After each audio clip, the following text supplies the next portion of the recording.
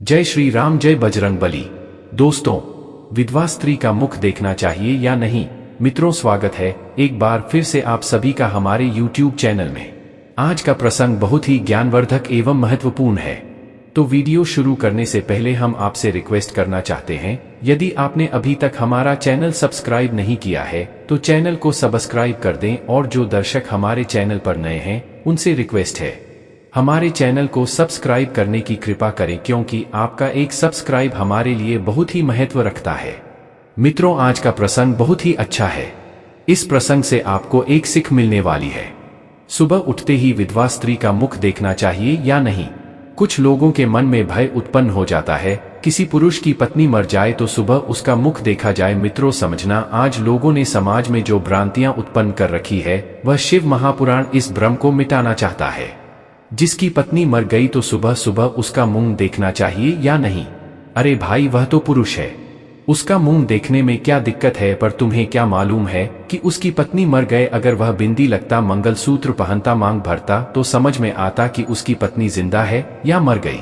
बिंदी भी नहीं है, मंगलसूत्र भी नहीं, मांग भी नहीं है, पर स्त्री का पति मर जाता है तो लोग साधारण सी भाषा में कह देते हैं, सुबह सुबह मुंह दिख जाए तो अपशगुन होता है। क्योंकि जन्म परमात्मा ने दिया है, मृत्यु भी परमात्मा देते हैं। इसका संबंध किसके साथ कितना है यह ईश्वर ने पहले ही लिख दिया है। तुम किसी का मुख देख के यह निर्णय नहीं ले सकते गलत है या सही है। यदि मित्रों इस प्रकार से सुबह सुबह मुख देखने की यह अपशगुन होता तो मेरे राम जी महाराज, उनके पिताजी दशरथ जी भी स्वर्ग सिधार गए थे तो उनकी 3 पत्नी विधवा हो गई थी। कौशल्या, कैकेयी मैया, सुमित्रा मैया, वह भी तो विधवा हो गई थी। अयोध्या के लोगों ने उनका मुख नहीं देखा था। क्या भगवान श्री राम ने मुंह नहीं देखा था? यह हमारी सोच है, हमारी बुद्धि, हमारे दृष्टता में। मैं आपसे निवेदन करूंगा, पापी को पाप नजर आता है, कपटी को कपट नजर आता है, बेईमान को बेईमानी नजर आता है, और धर्मात्मा को धर्म नजर आता है, पुण्य आत्मा को पुण्य नजर आता है। जिसकी जैसी सोच रहती है, सामने वाला व्यक्ति उसको वैसा ही नजर आता है। अगर मान लिया पति मर भी गया पर पत्नी को परमात्मा ने जीवित रखा है, क्यों रखा है? कि जाने वाला कल चला गया, परंतु पत्नी जितना दान करेगी, भजन करेगी, पुण्य करेगी, भगवान का स्मरण करेगी। जैसे मित्रों, पति नौकरी करता है और नौकरी करते करते मर जाता है तो पत्नी को आधी तनख्वाह आती है।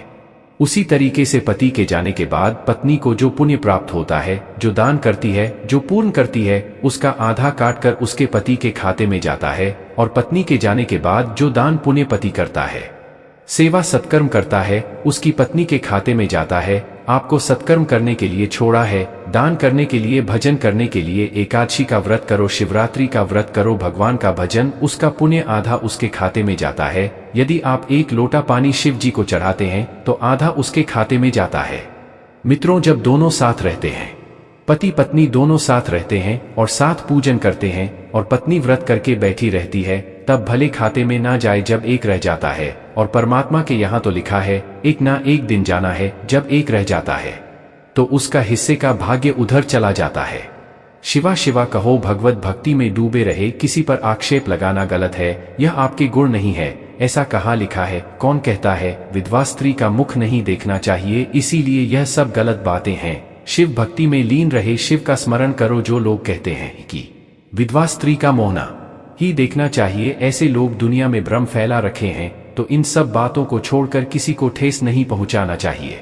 यदि तुम्हारी वाणी से किसी को ठेस पहुंचती है तो उससे बहुत बड़ा पाप लगता है। तो मित्रों, यह जानकारी आपको कैसी लगी हमें कमेंट करके जरूर बताएं, जिससे इसी प्रकार की वीडियो हम हर रोज आपके लिए लाते रहें। मित्रों, यदि आपने अभी तक हमारे चैनल को सब्सक्राइब नहीं किया तो सब्सक्राइब करें और इस वीडियो को ज्यादा से ज्यादा शेयर करें।